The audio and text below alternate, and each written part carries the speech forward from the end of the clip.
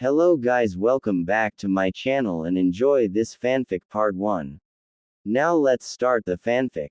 At the bridge in Nami no Kuni, Land of Waves, Team Kakashi was currently facing their second true life or death fight as shinobi. As Sakura desperately tried to defend the bridge builder Tazuna, and silently prayed for her teammates' success, her teacher Hatake Kakashi, the infamous copy ninja, was battling the Kurigakure no Kijin, demon of the hidden mist Momochi Zabuza. They battled in ninjutsu, taijutsu and kenjutsu, and found themselves evenly matched. The most intriguing fight, however, was that between Haku, a descendant of Kurigakure's Yuki clan, and Uchiha Sasuke and Uzumaki Naruto. Haku's use of Hyoten ice release ninjutsu was too much for Sasuke and Naruto to bear, and both were riddled with Senbon.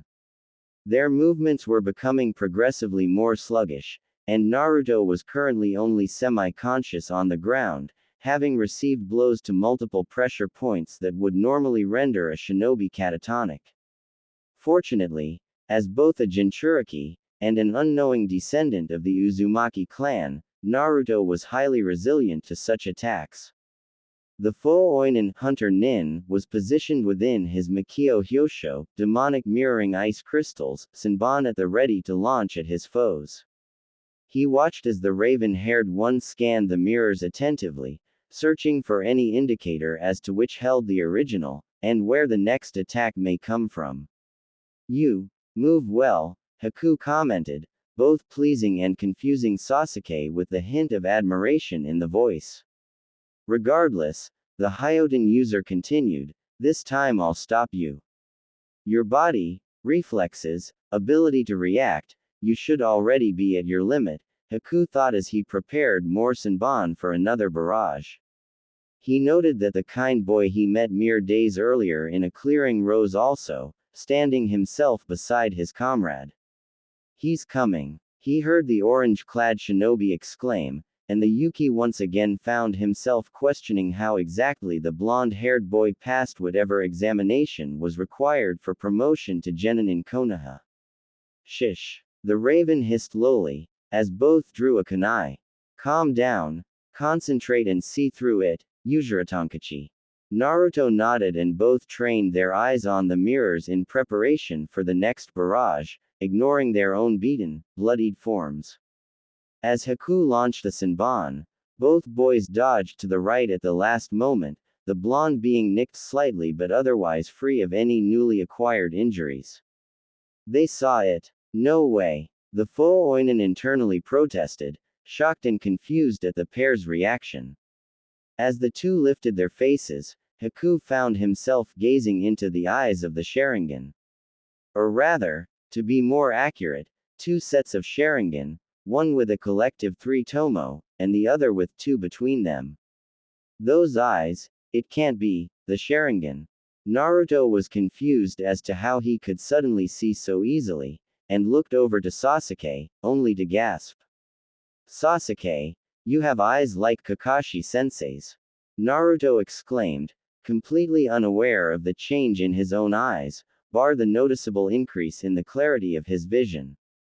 The blonde Uzumaki saw his teammate turn his head with a smirk, only for aforementioned Uchiha to stop dead and do a double take. "How?" Sasuke thought in shock, completely unsure as to how he should react in this situation. Suddenly, he was snapped out of his shock by the voice of their enemy, which was really starting to get on his nerves. "Ah, so you two are also bearers of an advanced bloodline, no matter." The androgynous figure trailed off as he launched the Senbon, Naruto being caught by several more due to a moment of confusion regarding the figure's words. Sasuke, meanwhile, managed to dodge. "How does the Dobi have the Sharingan? Don't tell me he's family."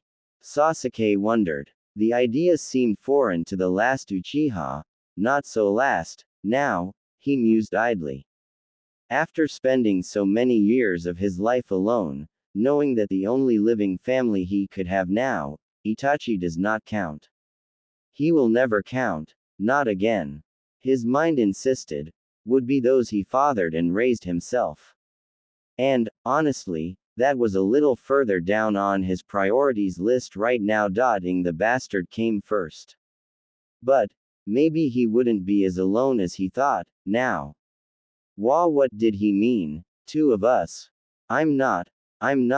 Naruto wondered in confusion as his body gave out momentarily from the damage sustained once again.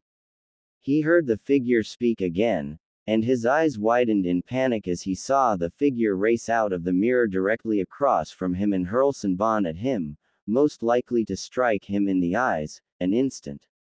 Sasuke, with his Sharingan active, was having similar thoughts.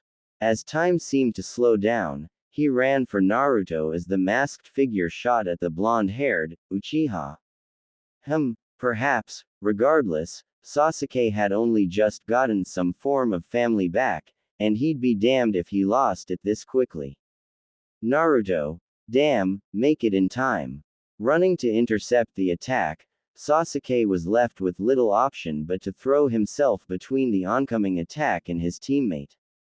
Holding a hand against his bleeding chest wound, Kakashi panted as he stared at Zabuza, slightly panicked. Ah, Kakashi-sensei, Sakura exclaimed in horror as Tazuna watched on with terrified eyes. Seeing the figure of a mildly bloodied Zabuza not meters away from her, Sakura couldn't help but feel weak at the knees as panic struck her. The visage of the Kurigakure no Kijin was truly living up to its moniker, or at least, in her mind, anyway. You were too late, Kakashi, Zabuza mocked in his raspy voice which sent cold shivers down their spines. Did your desire to save these brats cloud your mind and make this mist thicken further? He idly wondered, smirking at the fear he invoked in his foes. Even with that impressive eye, your ability to read my movements is dimming, Zabuza trailed off, once more fixing his voice in a mocking drawl. Let me enjoy this more, Kakashi, I want more fun as I return the favor, don't worry about yours brats. Haku has probably already ED them, Zabuza commented, sadistic mirth twinkling in his eyes as he saw Kakashi's jaw tighten beneath the man's mask. Oh, don't worry, Hatake. I'm sending you to the same place they're going, so you'll get to apologize for being too weak to protect them. His last words were a shout, leaving the three to stare in shock at the sickening thirst for blood shining in the man's slightly manic eyes. Sakura, in her anger at the man's words, drew unnecessary attention to herself. No way, she shrieked. Sasuke-kun won't be defeated by a guy like that so easily. Same for Naruto, she continued as her inner self shouted its agreement. Exactly, Kakashi agreed, shocking Zabuza with the certainty in his voice. I believe in their strength, the copy ninja continued with a solid stare at the demon, daring the man to disagree. Naruto's unshakable determination and drive, and Sasuke's heritage is the last of one of Konoha's most prominent clans. Zabuza stiffened in shock. Remembering the time he saw the boy, he realized he may have made a fatal mistake in sending Haku against the Raven. You mean, he trailed off uncertainly, rather worried about the conclusions his mind was making. Of course he'd heard of the single survivor. Yes, Kakashi affirmed, his name is Uchiha Sasuke, a genius ninja with the Kekkei Genkei of the Uchiha clan running through his veins. An offspring of that tragic clan, Zabuza halted, realizing things he should have seen sooner. Kami dammit. No wonder he's been progressing so quickly, he continued his train of thought as he made hand signs. But that's the same case as Haku, then, there's never been a case of the Makio Hyosho failing, Zabuza announced as he vanished into the mist once more. He disappeared again, Sakura exclaimed, stating the obvious. Kakashi resisted the urge to roll his eyes and inwardly promised to introduce Team 7's lone kunoichi to his friend Kurenai. Or maybe Anko. Right. Not the time. Sakura. Stay here. It's about time I finished this fight, Kakashi ordered as he bounded out into the mist, not even bothering to listen to his student's reply. He vaguely saw what he thought to be the outline of Zabuza through the mist and spoke up. You seem to think I survived in the shinobi system with naught but my Sharingan, Zabuza. But, I am afraid I'm a former, trained member of the Ansatsu Senjutsu Tokushu Butai, Special Assassination and Tactical Squad, 1, so I'll show you the ninja I used to be. Instead of copying jutsu, I'll show you my own. Kakashi declared with certainty, inwardly hoping that his genin were faring well against their foe, and deciding that they would all need to get some training done once this mission was over. Naruto stared in shock at the scene before him, a startling clarity to it as the reality he knew crumbled. In front of him, Sasuke stood slumped forwardly slightly, his body ridden with Senbon, panting heavily. Across from them, Haku was collapsed on the ground in pain, having borne the brunt of Sasuke's counterattack. "Tch, Dobi, you're always getting in the way," Sasuke remarked as he slumped backwards slightly, Naruto catching his body as it fell, staring in shock at the blood and the sheer number of sharp, pointy implements sticking out of the last Uchiha's downed form. "Sasuke, what's with that face, you moron?" Sasuke smirked weakly as Naruto gaped at the raven, uncomprehending of how events escalated to this point. Why would he save me? Naruto wondered. "PFT. I hated you," Sasuke continued hoarsely, feeling his body giving way to the blood loss and poison on the Senbon. But, Naruto trailed off weakly, until his anger spiked. "Why? I never asked for your help, Tem." Naruto raged, refusing to accept this despite the fact that he could feel it being burned into his memory, forevermore. "I don't know," Sasuke trailed off uneasily, his face scrunched up in the very epitome of pain. "My body moved on its own," he continued, as Naruto watched in shock. "Idiot." He paused a moment, and then, "That man, my brother, I swore I wouldn't die until wide him. But now, you're here. Avenge our clan, for me, please." He coughed up blood, chuckling weakly. "You better attain your dream, Dobi." And with that, Uchiha Sasuke died. "He landed a heavy blow on me, and died for you without even flinching. He is truly strong, to protect his precious person in such a way," Haku commented as he rose. "He is a shinobi that truly deserves respect." He finished, staring at the body of the Uchiha in his kin's arms. "Is this the first time you have lost a close friend? This is the way of the shinobi," Haku proclaimed as he prepared to send another hail of Senbon and end the fight, stepping back into the mirrors. "Shut up," Naruto exclaimed quietly, his body exuding extreme intent as he rose slowly, his arms still cradling the dead Uchiha. Guilt churned deep in his gut, a soul-deep anguish haunting him. A dull ache crept into his eyes. Hatred bubbled, spat and boiled, and he wanted nothing more than to scream. To make the world, to make his enemies, feel pain. This was his fault. If only he'd been faster, better, stronger. "I hated you, too," he thought quietly. Suddenly, the ache in his eyes turned to sharp, burning, blinding pain, and he finally let loose a resounding cry of rage and anguish. Kakashi, Zabuza, Sakura and Tazuna's attention turned in the direction of the ice dome as an inhuman scream tore through the previous quiet, and a heavying intent leaked into the area. Sakura took a step backwards, quaking in fear as Tazuna fell to the ground, barely refraining from soiling himself. Kakashi and Zabuza began to sweat and gaze in the direction of the battle between their respective students. "What is this?" Zabuza thought, having flashbacks to the time he attempted to depose the Yondaime Mizukage, Yagura, the Sanbi Jinchuriki. Images settled in his mind, of the blonde, whiskered boy, and the tales of the legendary Kyubi. "Wait, no, surely not, that child cannot be." Kakashi, meanwhile was panicking. If this was what he thought it was, no, there was no doubt about it. The seal was either weakening, or it had broken completely. What could have evoked such a reaction from Naruto? He wondered, as both he and Zabuza raced to the ice dome, their mutual animosity temporarily ignored. Within the Hake no Fuin Shiki, 8 trigrams sealing style, the Kyuubi opened its eyes after taking a month-long nap, chuckling darkly as it felt an increase in the amount of chakra its host was drawing from the seal. It had been watching over the years as the host had absorbed its chakra from the seal the brat's father had placed before his death. The Gaki was pathetic, and now the Biju could finally act on its plan to not only gain its host's favor, but also to up the host's power, and come one step closer to escaping the damned seal. After all, what it was about to do could damage to seal Nai irreparably, and without the key to the seal, the Gaki couldn't do anything about it.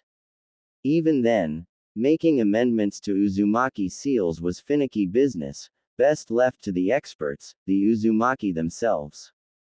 In the meantime, as much as the Biju hated to admit it, the ninjin was effectively its representation in the world, meaning that the mortal had to seem the part. After all, to the shinobi of the elemental nations, the Jinchuriki was the incarnation of the beast in human form, and the Kyuubi would be damned if this ninjin made it look weak. Sending a surge of chakra through the boy's body after collecting it from where it had lain before, attached to his very being like a disgusting stain that it couldn't quite purge, until now, the Kyuubi smirked slightly.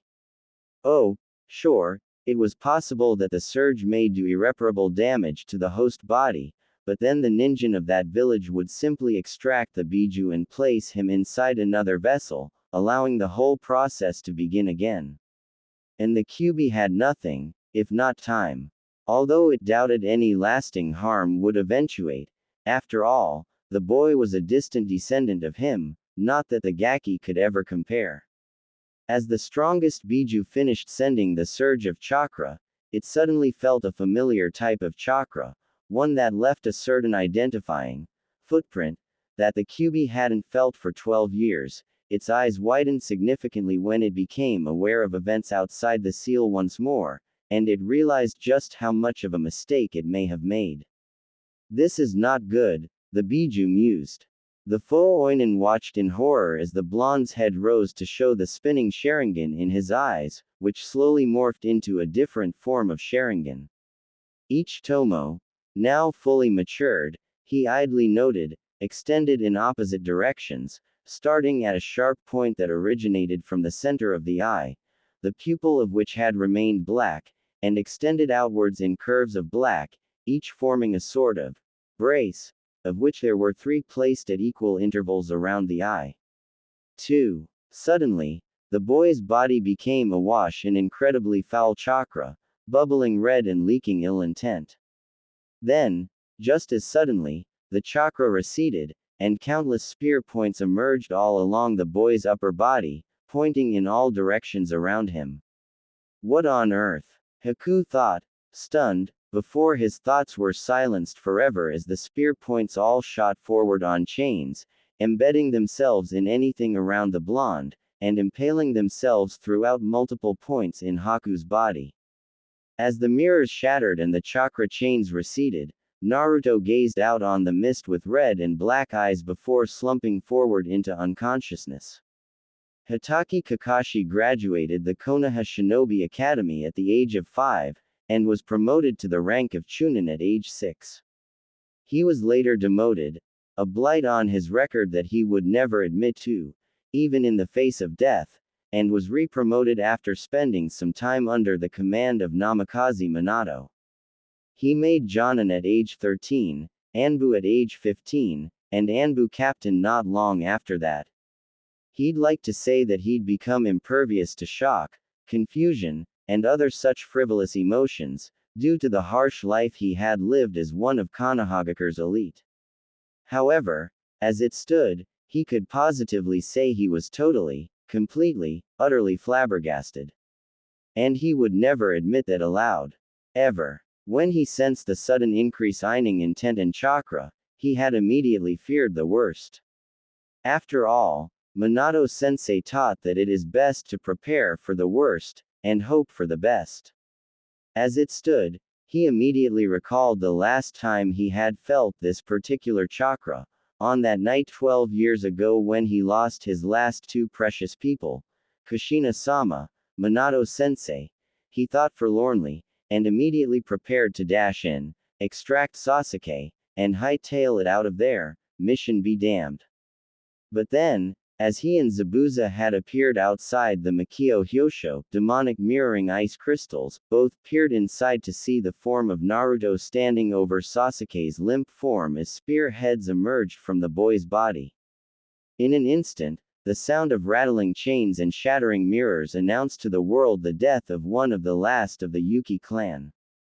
Death by impalement on flying chains made out of chakra, to boot. How embarrassing. Kakashi, for his part, survived the sudden bombardment of sharp, pointy implements, courtesy of his blonde-haired student, due to instinct and hard-trained reflex alone.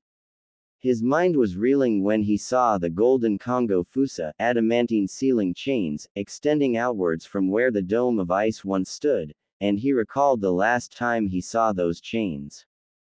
Kushina-sama had said that they were a rare bloodline of the Uzumaki, awoken only once every few generations, and to see two wielders in any single lifetime was exceedingly rare.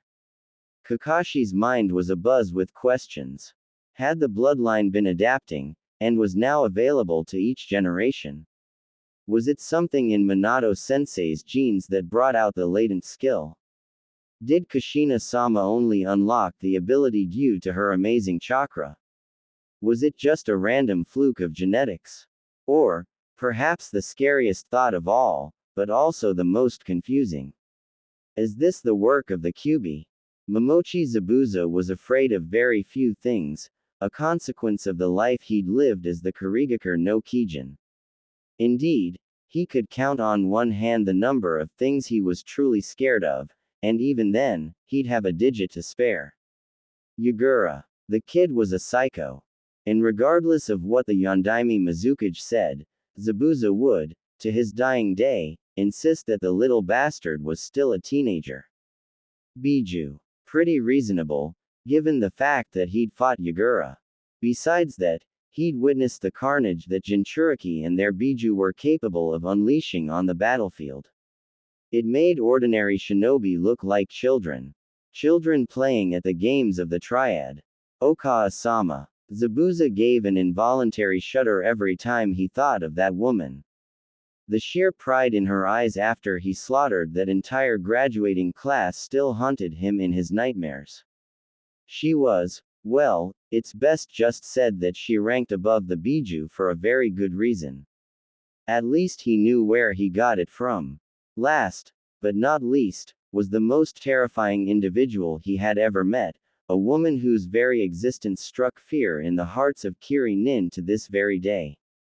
Some parents even told stories to their children, of how the devil woman who moved with unequaled stealth and grace would come into their homes and teach them the meaning of fear and pain if they didn't do what they were told, and eat all their vegetables. Uzumaki Kushina, more commonly known as Konoha no Kusari Tikiatsu, chain cyclone of the leaf. The very embodiment of the three things that made an Uzumaki deadly: swords, stealth, and seals. He'd met her once. On the battlefield. Of course, he was just a young boy back then, barely beginning his teenage years and still not quite on the level of the Kiri no Shinobigatana Shichinen Shu, 7 ninja swordsmen of the mist. Not that their power did them any good in the long run, since they lost 2 members to that woman alone during the war. She wasn't overly skilled in the ninjutsu department, but her fuinjutsu, kenjutsu and stealth were nigh on unmatched.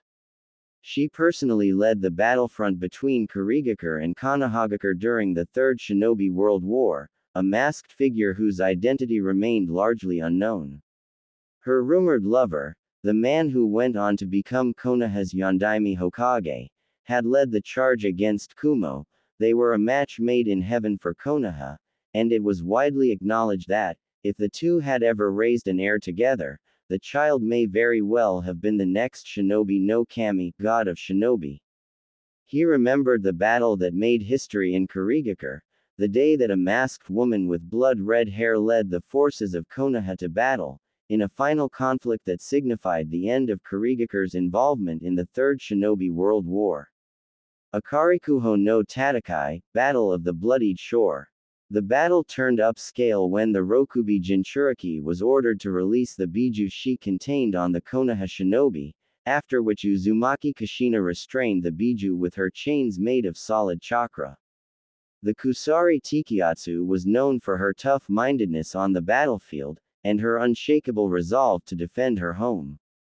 Factor in the knowledge that Kurigakure played no small part in the decimation of her clan's home village and, well, it was a massacre. No other words could describe it. Zabuza himself only survived by playing dead, hiding under a dead body, and later claiming he had been knocked unconscious, or risk incurring the Sandaime Mizukage's wrath. Due to their loss of the Sanbi in an earlier incident not months before, the Mizukage was left with no other option than to offer Konohagakure their unconditional surrender, and cessation from the war itself, alongside some other concessions. In exchange, they got the 2 swords of the swordsman that they'd lost back, and they got to keep their Biju. Joy. So, when he saw the Kongo Fusa, his primal instinct to survive outweighed anything else. Jumping back at the last moment to dodge and inwardly worrying over what happened to Haku, he released his Kurigakure no Jutsu, hiding in mist technique. The mist cleared, and Zabuza saw the slumped form of the blonde Kushina spawn, for what else could he be, with that infernal chakra, next to the Gaki's downed Uchiha teammate. Across from them was the bloody mangled form of Zabuza's breath hitched Haku. As Zabuza made his way to what little remained of his once apprentice, Kakashi's Pinkett Genin screamed. Haruno Sakura was sheltered, really. She had lived a quiet childhood, with no major familial deaths, no horrible fights with her parents, and no run-ins with bullies after she'd managed to get into the academy, in crowd. Her mother was a Chunin-level kunoichi working in Konoha's Cipher Division, and her father retired from the shinobi trade and opened a shop after realizing he may very well become a career genin at the rate he was going. She honestly wasn't overly bothered with a true career as kunoichi, much preferring the civilian lifestyle. But alas, she simply had to remain a kunoichi of Konohagakure, or she'd lose her shot at Sasuke-kun. And she couldn't have that. No, not at all. She knew that she should have taken her training more seriously. Done more than fixate on her appearance and attractiveness, but she couldn't bring herself to do it. Every time her parents suggested that she go and train, or eat more, or do something healthier, she had wholeheartedly refused. And it had really come back to bite her in the. When she heard the rustling of chains and what suspiciously sounded like shattering glass, she was confused. What in the name of hell had done that? Then, she noticed that the mist was clearing slowly and she immediately tried to see the weird dome of ice that the strange figure with the mask had made earlier. The one that Naruto had run inside without a second thought. TCH, moron, she thought. Cha, that fool is going to get in Sasuke-kun's way, Shanaru. Her inner self raged. When Sakura saw that the ice thingy was gone, she was about to give a shout of joy, realizing her love had vanquished the foe Oinen. Alas, that was not to be. No, instead, she saw the crumpled, bloody forms of Zabuza's subordinate, Uzumaki Naruto and Uchiha Sasu. Sakura screamed. No, that's not possible. Her mind bellowed, refusing to believe the sight before her was real. It's just a genjutsu. That's it. Just a. Her inner self was conspicuously silent. Sakura's mind tracked back to the academy lessons on genjutsu. Raising her hands into a seal and not even noticing the forms of both Zabuza and Kakashi walking over to their respective students, she immediately expelled chakra from her body and shouted, "Kai, release!" at the top of her lungs. Mentally preparing herself to see the actual goings-on beneath the illusion, Sakura was immediately confused as to why the genjutsu had not yet lifted. But, she stuttered aloud, unsure how to deal with this, until her mind flashed back to the lessons on genjutsu once again, and she realized where she'd gone wrong. High-level genjutsu sometimes require other stimuli to be introduced, in order for escape to be possible. She remembered that lesson, and remembered what to do, extracting a kunai from her pouch and immediately stabbing it into the tip of her right index finger. Nothing happened. Trying again on her wrist, Sakura drove the kunai across the previously delicate skin, trying desperately to prove that everything she was seeing was a genjutsu. It's not real. It's not real. It's not real. Her mind repeated, a mantra that she would happily continue to her dying day. She didn't even notice Kakashi's sigh of relief as he detected a weak pulse in both Sasuke and Naruto's forms, or the flicker of grief that alit in Zabuza's eyes. She was too busy trying to prove that this wasn't real. By the time she'd made several cuts across her wrist with a kunai in a vain effort to disprove reality, she was becoming truly desperate. When she felt a hand wrap around the wrist on her kunai-wielding hand, she looked up into the saddened eyes of their client. The emotions dancing in Tezuna's eyes, sadness, pity, sympathy, were too much for the girl to handle, and she finally came to realize that everything she was seeing was not a genjutsu. Genjutsu could not possibly manage to reflect the emotions in those eyes so well. And then, with that realization, came horror. And she screamed again, louder, and maybe, just maybe, there were some tears mixed in for both of her teammates. It was at that moment, in her grief, that Haruno Sakura stared at her bloodied wrist as she screamed, and swore to herself that she would get stronger to avenge her teammates, and never fail anyone else so significantly ever again. When Gato and his goons approached the bridge, they had expected any one of a number of different scenarios. Best case scenario, the ninja had hauled each other off in a single, bloody conflict and the bridge builder, who they honestly forgot the name of, was caught in the crossfire. Worst case scenario, the ninja were all still alive, still fighting and the bridge builder was unharmed. If that was so, all they had to do was run in, axes swinging, and slaughter the fools while they were unawares. Honestly, how strong could a ninja be, really? The one thing that none of their number had expected, was to see a bunch of slumped over, bloodied forms that might have been kids, and the bridge builder alongside both adult shinobi staring at aforementioned bodies as some small girl with pink hair screamed her head off like a banshee. That also happened to be exactly what was actually going on at the bridge. Oi, we got ourselves a screamer, lads. One of the more depraved individuals amongst the thugs called, and his fellows either wolf whistled or grinned lecherously. Their actions were halted, however, when Gato held up a hand. As it stood, this proved to be more than enough sound to gain the attention of the shinobi present, and Gato stepped forward to speak. Identifying the most bloodied of the three forms as that of Zabuza's subordinate, Gato grinned and went to kick the corpse. His leg was caught by Zabuza mid-swing. As the slimy businessman lost his footing and fell backwards, Zabuza spoke. "What, pray tell, are you doing here, Gato?" The voice of the man was sickly sweet, or at least as sickly sweet as the man could sound, given the fact he normally spoke in a rather hoarse, grating drawl, as he applied more pressure to the ankle of his employer, thoroughly enjoying the manner in which the sleazy little man swallowed nervously. "Hey, unhand the boss." One of the more stupid in the encroaching crowd of morons, for really, who would take on a shinobi with civilian-level skills, demanded as he broke into a run towards Zabuza. Before he even got close to Zabuza, he met his end via kunai to the brain, courtesy of one Hatake Kakashi.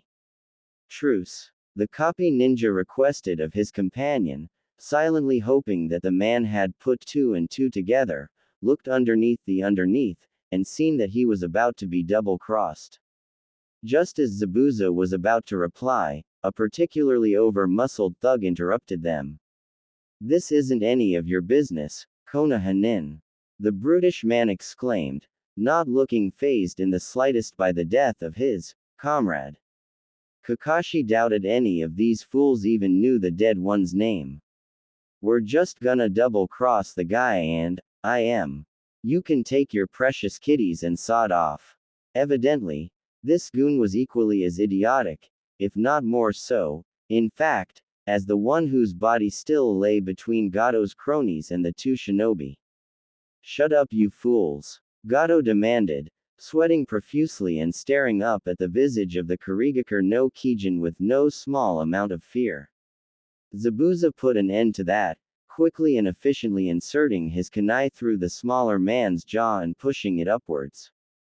As the taller ninja once again stood fully upright, Kubikiribocho resting on his shoulder as he glared at the thugs, he released much of his remaining chakra from his body in waves, the visage of a demon appearing behind him, giving more credence to his moniker. As the thugs each took a step back in fear, Kakashi turned an eye smile on them. "I suppose it would be too much to ask you to simply leave?" the silver-haired nin inquired, his form appearing just as terrifying as his companions to the cronies of the, now deceased, Gato. When none of the thugs was forthcoming with a response, Kakashi reached his own conclusion. "Ah, that's a shame, shall we get to it, then, Zabuza-san?" One of the few men to ever fight the Yondaime Mizukage and live turned to face the copy ninja of Konoha, and grinned. And then, there was a massacre. He had been ignored. In fact, that was the very reason he existed. To be ignored, that is. And it hurt. Oh Kami, did it hurt. He knew the original didn't like him. Wouldn't like him, and in fact the other didn't even know he existed. He was the real them. The other was an imposter, just a weak mask that didn't show what was hidden deep inside. He was born to protect them both, and to protect the world. To protect everything from himself. The irony was not lost on him, that was for sure. But, even though he resented it, which he could do nothing but, considering he was a being made of such vile, dark emotions, and nothing more, he did his appointed job dutifully, as had been instructed to him. Not willingly, of course. No, never willingly. But damn, their stubbornness gave birth to him, to hide all that negativity away. Oh, and there was so much negativity. Leading the life that they had, the life that he protected them from. He had done all the hard work, guiding them through the tough times. He wanted nothing more than to talk to the other. For his existence to be acknowledged. Irony. Again, he idly mused, but the other just would not give in to the darkness, not even for a moment. "Why won't you accept me?" his mind demanded. "Acknowledge the demon of your own creation." He knew the one within favored him, rather than the original. Maybe the creature empathized with him. To be sequestered away, against your will, to protect the world. Who knew, really? Then, he felt it.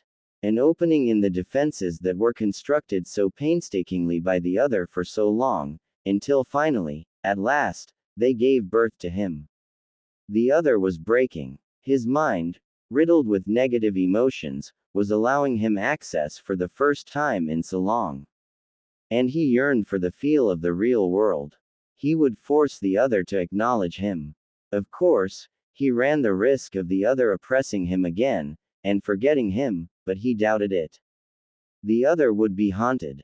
Maybe the other would accept him. Maybe, finally, they could become one, once again, and protect each other as the same individual, forever. As was his duty, he remembered. To protect the original. And he would always do so. Always. Without fail. Or his name wasn't. Aha! The opening he felt. There it was. And in that moment, when the original's mind was already so broken and confused, his body so damaged due to the machinations of the one within, did both other and him combine. The world was spinning, and an intricate web of colorful scenes was flashing through his mind. Not all of these experiences, for he could identify them as memories, were his own, but he recalled them all regardless, which was strange. He was seeing all these things from either his own viewpoint, or that of two others. As they flashed through his mind's eye, they burnt themselves within his memory and a new scene played itself out. His mind was spinning and hurting, and his whole existence seemed like it was being rewritten. He couldn't comprehend why this was happening, but he hoped that the recollections of the two others may provide some answers as to what was happening to him. One of them was a stern red-haired woman with deep, black eyes that was utterly dedicated to her family and her profession. She'd been through more than her fair share of hardships, and had lived a long life. She had a slender face and figure, and often wore her hair in two buns at diagonal angles atop her head, while her preferred fashion was a formal white kimono with a dark green obi around her waist. She even wore this gear to battle, and was a master of some strange ninja fighting style using symbols. The woman was apparently a fuinjutsu master, whatever that was. Her name was Uzumaki Mito. The other was a young girl with the same fiery red hair alongside violet-colored eyes, but whereas the previous was stern and tempered with maturity, this one was loud, brash, and quick to anger. Regardless, she was notably insecure about her appearance, which Naruto couldn't understand, since he found the red hair the two women shared to be incredibly beautiful. She also had an alarming addiction to ramen, much like himself. The similarities between the girl and himself were startling, and he idly wondered how close of a relation she was. After all, her name was Uzumaki Kushina. As the flashes of memories passed, and really, it felt agonizingly slow to him, Naruto began to put a few things together. For one, the girl had met the woman when the latter was very old, and her life was ending. He'd lived through that memory on the elder woman's side, and he felt that the woman was feeling a deep sense of regret and sadness as she beheld the small child. They both came from a place called Uzushiogakure, the home of the Uzumaki clan. Uzumaki clan. Yeah, Naruto had needed a moment when he discovered that little fact. Naruto kept watching the memory from the old woman's perspective, until he picked up on a fact that stopped him dead. Vessels. Vessels for the Kyuubi. These were his predecessors. Beyond his shock and confusion, Naruto vaguely recognized the fact that he had no knowledge of what predecessors meant until now.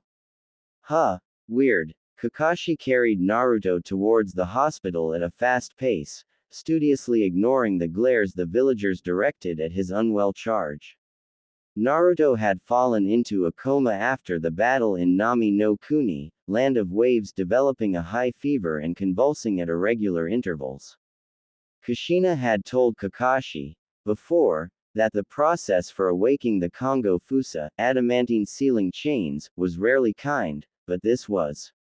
It seemed appropriate, albeit shocking, that both Sakura and Sasuke had displayed an unprecedented level of concern for their teammates' condition. Although, truly, it was rather understandable. Kakashi wasn't by any means a chakra sensor, but he could definitely feel the wild fluctuations that Naruto's chakra network was experiencing, and it was likely the other two genin could as well. If the levels of chakra the boy was expelling, whilst unconscious, happened to be any indication, the young Jinchuriki's reserves were growing. At quite the astonishing rate, actually. Faster than could possibly be healthy. So Kakashi had dropped everything they were doing after the battle, informing Tazuna that they needed to head back to Konoha immediately. They'd been sent out of the village with their client's blessing. Unfortunately, Naruto's condition had deteriorated when he was moved, and it had been all Kakashi could do not to simply ditch his other genin and run straight to the village with all the speed he could muster. Regardless, they'd still made the distance in 2 days. The blonde had yet to emerge from his coma, and his convulsions made traveling rather difficult, but they'd managed. Both Sakura and Sasuke had been largely silent throughout the trip, barring a few concerned inquiries on behalf of their teammates' health. Sasuke especially had been more persistent than normal, but that was logical considering the circumstances. Sasuke had told Kakashi the whole deal, Sharingan and all, and the copy nin would have likely been much more interested in the matter if he hadn't been preoccupied with his student's rapidly declining health. Entering into Konoha Hospital, Kakashi immediately headed to the reception desk. I'm told that one of the gate guards called ahead and made you aware of the situation. He questioned, and never before had Kakashi been so glad that Konoha's medics are invariably dedicated to their patients' well-being, above all else, because if he'd had to deal with a hateful, bigoted villager right now he sincerely doubted his ability to restrain himself. Instead, the receptionist merely nodded, batting not even an eyelash at the identity of the wounded shinobi in question, and immediately directed him to place the blonde on a nearby gurney. Doctors immediately assailed the copy nin and demanded answers from Kakashi about the situation that placed his genin in such a precarious situation, reports on whether or not his state had deteriorated or improved, along with probing for any theories as to how this came to pass. Begrudgingly, Kakashi admitted to his concerns that the Kyuubi is the mastermind behind this, and gave an outline of events surrounding the manner in which Naruto was left in such a condition, but left out the emergence of the two Kekkei Genkei, as the Hokage would surely make such things classified. The other doctors seemed to pick up on this. After all, despite being medics, they were first and foremost shinobi, but did not question it, knowing that the care of Uzumaki Naruto was invariably left to the head medic and Hokage, at the end of the day. Receiving memories of his cage bunshin, created to deal with the gate guards and debrief the Hokage, dispersing after meeting the Hokage, Kakashi simply sat down and waited for the Sandame's arrival. Several minutes prior, the Sensei Bunshin led Sakura and Sasuke to the Hokage's tower, immediately bypassing the mission assignment office, to Sakura's confusion. As the Bunshin spoke to the Hokage's secretary, Sakura realized it was due to the increased ranking of the mission. And really, completing an A- ranked mission was not what she had expected when she left the village 2 weeks ago, but she was content regardless. Sure, Sasuke-kun was wounded, and Naruto was currently fighting for his life, and she definitely did not expect to care so much about that, yet she did, but they survived, and completed a mission so far beyond their skills, and they survived, and Sakura could hardly believe it. But she still felt the determination settled in her gut, the steel in her mind as she mentally prepared herself to demand more training from their sensei, because she felt so useless on that bridge, and she refused to ever feel that way again, not when it could be avoided. Not when she could do something about it. And by the determination shining in Sasuke's eyes, she thought he had reached the same conclusion. Being ushered into the Hokage's office, Sakura immediately brought herself to attention, bowing to the Hokage and then raising her head to stare at the wall behind the aging Sandame, and the window that overlooks all of Konoha. Report, the Hokage said, his voice serious and oh so slightly cautious, and suddenly she recalled how close Naruto was to the Sandame, and that they just seemingly returned from a mission without him. Kakashi did as instructed, outlining the major details of their numerous encounters with Kurigakure Nukenin promptly, succinctly, and leaving out most details, likely to be left to the mission report. When he got to the battle at the bridge, and the defeat of the ice-using shinobi, however, he paused. Hokage-sama, I believe it may be best if my genin are not present for the rest of the briefing, as there are some extraneous circumstances involved. Sakura finally looked away from the wall, breaking protocol to stare at their sensei questioningly. Sasuke seemed rather put out, but just as he opened his mouth to speak, the Sandaime nodded and asked them to leave. Before they could do so, however, Kakashi recalled their attention to him. You are not to speak of what you saw during the confrontation on the bridge to anyone, do you understand? Once I speak to Hokage-sama, this will likely become an S-rank secret. Nobody can know, unless the Sandaime himself gives you explicit permission to tell them, understood? Their sensei stared them dead in the eye, his countenance surprisingly serious, and Sakura couldn't help but nod, vaguely acknowledging Sasuke doing likewise beside her. Turning around, she opened the door and left, not even bothering to ask Sasuke-kun out on a date. She had too much on her mind. Like training, Sarutobi Hiruzen stared at Hitaki Kakashi with tired eyes, even as he performed a simple hand seal and activated the silencing seals around the room, placed by Uzumaki Mito and attuned only to the Hokage himself. Their nature made it entirely impossible for any method of spying or recording to work in this office, all at the Hokage's order.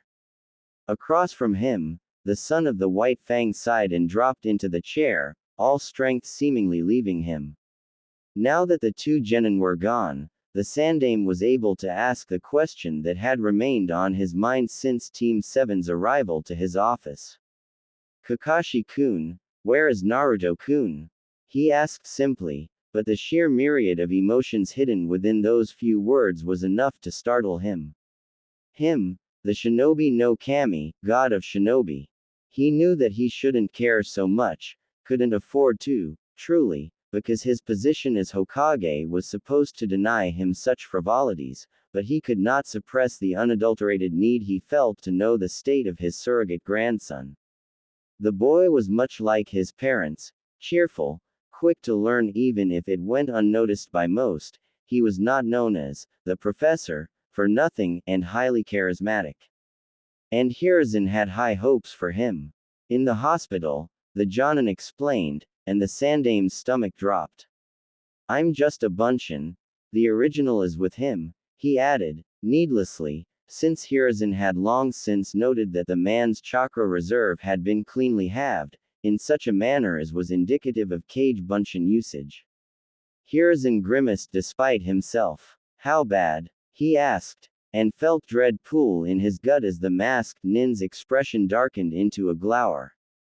He's in a coma and his chakra is fluctuating like nothing on earth, Kakashi began, then steeled himself and continued, his chakra reserves have doubled since it happened, and it's not showing signs of slowing. In fact, if anything, it seems to be gaining speed. The Sandaime frowned, because Uzumaki had naturally large reserves, and Naruto had inherited at least a fraction of his mother's special chakra. For his reserves to be doubled already indicated that he was already approaching Kage-level reserves, and that would open a whole new can of worms. But before Sarutobi could open his mouth to question him, Kakashi said 10 words that shocked him to his core. He also awoke the Sharingan, and Kongo Fusa. Hiruzen choked on his pipe. The Kongo Fusa was perhaps the rarest bloodline in the shinobi nations, barring the Mokuden would release, and perhaps the Kagaya clan's Shikatsumyaku, Dead Bone Pulse, the latter of which behaved in much the same way as the legendary Uzumaki bloodline.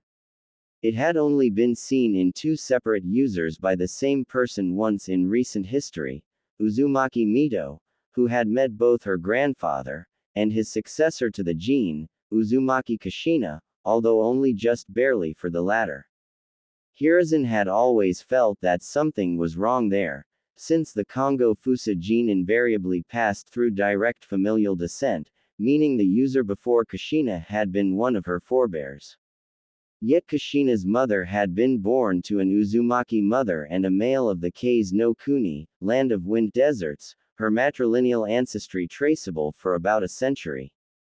Her father, however, had emerged at seemingly random, a red-haired baby being deposited in front of one of the Uzumaki clan's fortresses during the clan wars, about 8 years before their end, and mere months after the birth of Hiruzen himself. He was left with merely a note, naming him Uzumaki Atsushi, with instructions to treat him well. 1. Sarutobi had thought the Kongo Fusa, referred to by some as simply the Kusari, to have finally died off, since he had seen Kushina manifest the chains after Naruto's conception, and even after the birth, and the user invariably lost the ability once the child who would pass the gene along was conceived. It was a strange bloodline, only emerging when unknown conditions were met in the genes and chakra of the carrier, and he knew that past attempts to draw it out had failed. His former student, Orochimaru, had been especially obsessed with the bloodline, and had, in one of his few sanctioned experiments, and with Kushina's grudging permission, studied her blood extensively in an attempt to replicate the ability. All he had been able to ascertain was that the Uzumaki's special chakra was necessary to its development, and since none of those were around at the time bar Kushina herself, the project had been scrapped. And the Sharingan, so the seal failed, he thought, and couldn't find it within himself to be surprised. After all, while talented, Jiraiya-kun is nowhere near Mito-sama's level. Oh, in some ways he had expected it, but he had secretly hoped it would not happen, since it would cause far too many problems. Especially since the Uchiha had been nearly wiped out since the seal was placed. It wasn't likely that Naruto would even be capable of passing on the Sharingan anyway, given his potent Uzumaki chakra. The Uzumaki clan's special chakra was effectively a bloodline of its own, and normally it prevented the emergence of other bloodlines within clan members after a few generations had passed. Some few examples to the contrary were present, but highly rare. The placement of a seal to prevent Naruto awakening the Sharingan had been considered almost unnecessary, but it appeared to have had no effect. A sliver of anxiety struck Hiruzen.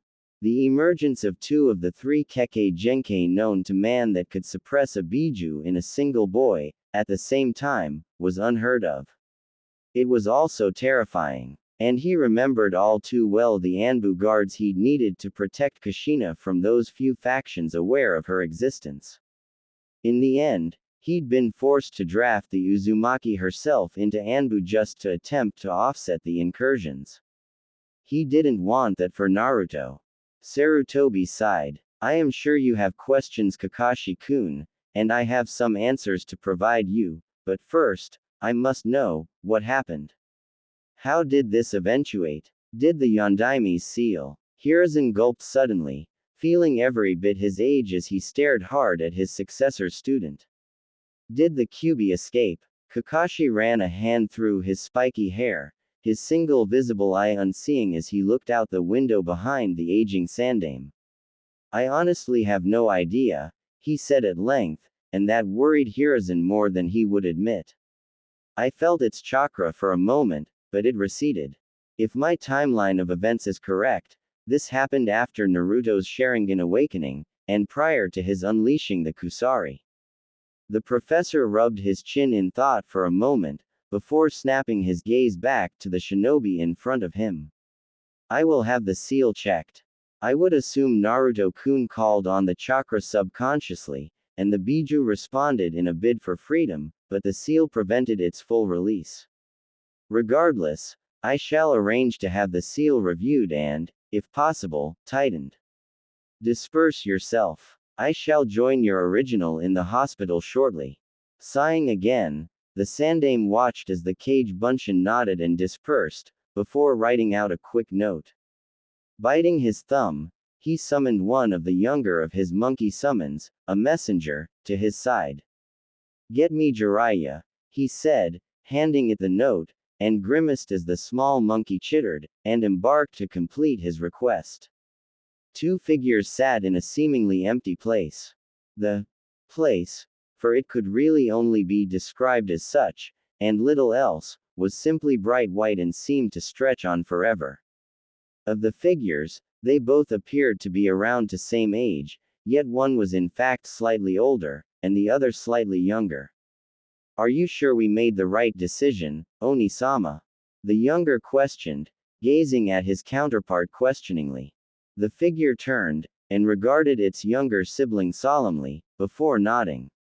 Yes. It is the only hope for the scenario I foresaw. No other alternative allowed for such a desirable outcome. Although, the figure trailed off uncertainly, his unique eyes glazed over for a moment before snapping back to the present. Eventually, he sighed. I must confess, much is risked. So many possible divergences. Then why? The younger demanded angrily, despite himself. He was not usually quick to anger, but after so long, to think that such a thing was possible. Why not continue the cycle as normal? Is entrusting it all to a single soul more desirable? Yes, it is, the elder insisted, after a scant moment of consideration. Even more potential for divergence is permitted otherwise, and this way, all potential threats are dealt with, if the child can truly pull this off. His words caused the younger brother's eyes to widen. Truly. He whispered in shock. He couldn't have even imagined such a desirable outcome could actually eventuate. Sure, he'd had his hopes, but still. To have them confirmed. The elder nodded once more, his tone bespeaking his certainty. Yes, but he will face much hardship on the road ahead. Not the least of which being the constant conflict his ideals will encounter, both from without and within. The other hummed in thought for a moment, before asking another question. Was it truly necessary to drag out so much latent talent? Surely having so much power will make him more predisposed towards. He trailed off as his elder sibling shook his head in the negative. In fact, it was more likely to end poorly if less was drawn out. He needs them both to respect him for this to work, and such inherent talent was a necessary step in that. It will not sabotage his relationship with either of them, although the damage of being forced to wait this long has done that for us. Besides, the figure continued, and grimaced, he will need every ounce of power he can get his hands on, to face the trials ahead.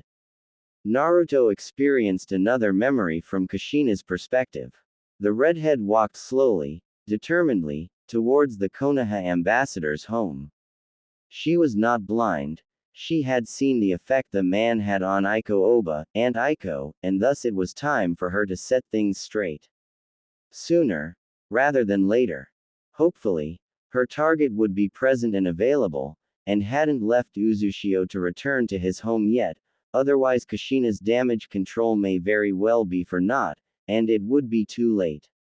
Her Oba-chan auntie was pregnant, and her evil, stupid boyfriend had done something to upset her. Didn't he see that she was in pain? Suffering. Carrying his child. Carrying Kushina's cousin, and the young girl refused to allow that man to hurt her beloved Aiko Oba any longer. So what if she was only 5 years old? She would be 6 in a few months, and this was her Oba-chan in question. Kushina would be damned if she let this man not do what he was supposed to. Her Oba-chan was only 17. She was going to be a Ka-chan at 17, and it was all that man's fault. Approaching the door to the ambassador's home, where the man was staying while in Uzushio, she knocked once on the door, knowing that the only person who could be home would be her Oba-chan's boyfriend. After all, the ambassador was currently out of the village, and Aiko was at Kushina's parents' house right now, crying into her sister-in-law's shoulder. So it was up to Kushina to fix this. Kushina looked up as the man opened the door. Kushina-chan, how can I help you this fine day? The figure exclaimed jovially, grinning down at the girl. If you make Aiko Oba cry again, I'll force-feed you your toes, the almost 6-year-old said calmly, and immediately turned around and left. Behind her, a thoroughly bewildered, and slightly terrified, Jiraiya stared at her retreating form as he stood in the now open doorway, slack-jawed. Kakashi stood and kneeled before the sandaime as the man entered the corridor outside Naruto's room, only rising once his Hokage ordered him to do so. So, how is he, Kakashi-kun? Kakashi grimaced, but spoke regardless. The head medic is in with him now. He's awaiting your arrival, Hokage-sama.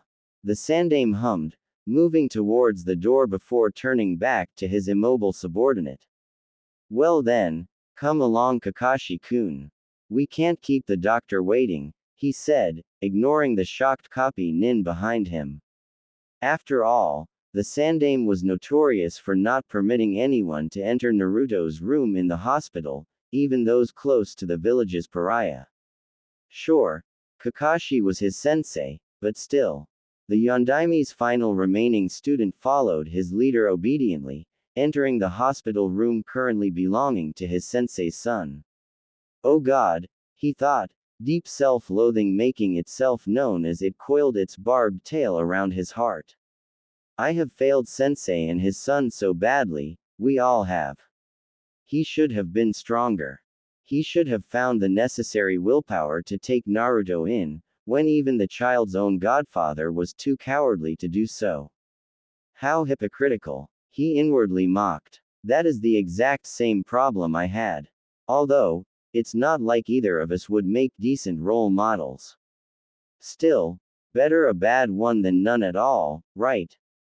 So, Koyanagi-san, the Hokage questioned, and Kakashi immediately pulled his attention back to the present. What is wrong with Naruto-kun? Koyanagi Akira was a tall, gray-haired and green-eyed man in his late 60s. He had been a student in the class after the sandaime in the Konoha Shinobi Academy, graduating as the Rookie of the Year. He had been drafted by Tsunade's mother, the then head of Konoha Hospital, almost immediately, demonstrating a proclivity towards the medical field. He had quickly risen as Senju Chikako's apprentice, achieving the rank of Chunin in his first attempt 1 year later, and being promoted to Tokubetsu Jonin within 2 years of that. After that, he had never bothered with his other skills, instead refining his Iryo ninjutsu to incredible levels. In turn, he had taught only 2 students, Yukushi Nono, a young prodigy in medical ninjutsu and intelligence gathering, who was taken in by Anbu at a young age, and Senju Tsunade herself. Of course, the latter was often busy with her team when she was younger, but she made time to learn all she could from her late mother's only student. In time, Tsunade had taken Akira's prodigious skills and evolved them to an unsurpassed level, earning her the title of most powerful medic nin in history. During the Second War, when Tsunade had tried to change the system and include medics on every team, Akira had been one of her primary supporters. Even his word did not equal to that of the Hokage, however, and he had been among those mourning the loss, past, present, and future, of life resulting from the decision. A degree of tension had existed between Koyanagi and Sarutobi ever since, but neither attempted to repair it, despite the relatively close friendship the two had shared in the past. He was also one of the few people in the village to be aware of Naruto's parentage, and the identities of the previous 2 Kyuubi Jinchuriki. The aged doctor sighed, and turned his attention to his once friend. Not well, Hokage-sama. From what I can ascertain, Naruto-kun's very genetic makeup is undergoing intense change, being transformed into something else. At first, I had thought it was the Kyuubi attempting to change his body into, well, something of a more desirable vessel, the man admitted sheepishly, shrugging slightly and seeming quite embarrassed at making such a negative assumption, but continued on regardless. As I have reviewed it, however, I have made several intriguing discoveries. The man stopped speaking abruptly, turning to the bed and its occupant, gazing at Naruto in undisguised fascination. He seemed to forget their presence for a moment, and only Kakashi clearing his throat brought the man's attention back to the other 2 men. Well, Koyanagi-san, the sandaime questioned, and if Kakashi had been any less of a shinobi, he may not have noticed the minute tenseness to the man's body. As if waiting for a trap laid by the enemy to spring. How intriguing. Ah, of course, yet again, the kind elderly gentleman seemed terribly embarrassed, but Kakashi got the feeling he wasn't quite as self-conscious as he let on. The man drew in a deep breath, before releasing it all in a sudden exclamation of, I believe the Kyuubi has drawn out Naruto-kun's latent abilities. In effect, the Biju has drawn out the Kekkei Genkai present within about 3 generations of Naruto-kun's ancestry. For the second time that day, the Sandaime choked on his pipe. Meanwhile, Kakashi choked on what little air he could get into his lungs. Suddenly, the visions changed. Instead of random memories from his 2 predecessors, Naruto was thrust into one of his own. It was one of the nastier experiences he had encountered as a child. He was generally despised for his role as Kyuubi Jinchuriki, and there was another word he didn't remember learning, but the populace was more spiteful and neglectful than outright violent. There had, however, been a few exceptions. This memory was of one of those. His younger form cried softly, clinging to the swing he sat upon as he watched the happy families passing by. Looking back, Naruto did not remember feeling this saddened by this, nor this angry. Not outwardly, but inwardly. Angry and hateful and, why won't you acknowledge me? With maybe a little, I'll show you. Mixed in. He didn't remember feeling this at all. And yet, he did. Suddenly, a shadow loomed over his 6-year-old form, and Naruto looked up into glazed, manic red eyes. Ah, the demon. The man, looking to be about 18 years old with short, straight black hair, exclaimed, even as he grabbed hold of a retreating Naruto's wrist. Naruto's mind chanted a mantra, well used and oft repeated. I am not a demon. I am not a demon. Hokage Gigi would tell me if I was a demon. I am not a demon. Now, not so fast little demon. You see, Ued my father. He was a great man. Yuhi Shinku too. The man slurred his speech slightly, and Naruto wrinkled his nose at the smell of cheap alcohol, much like the stuff the orphanage matron drank often. And by often, he meant, whenever the Hokage wasn't coming by to visit. He knew not to mention it, 'cause last time, he'd gotten a beating for being a tattle. He didn't enjoy it. It was rather telling that Naruto was used to this by now, and that he didn't seem shocked that he had apparently murdered someone. Instead, he repeated his mantra in his head over and over again, begging the man to go away. Instead, the man chuckled, and tightened his grip. I'm gonna make you scream, little fox. Just like he did as you ed him. The man screamed, taking a kunai out of seemingly nowhere and embedding it up to the hilt in Naruto's stomach. Finally, Naruto's mantra broke, and he screamed, vaguely recognizing the sound of the man's insane laughter as he removed the kunai and made another slash. Naruto remembered this. Finally it made sense. But the emotions didn't. Hatred, rage, agony, disgust, unadulterated anger. He had never known he could hate so strongly. Suddenly, he was dropped, but didn't meet the pain of the harsh ground, as his muddled mind expected.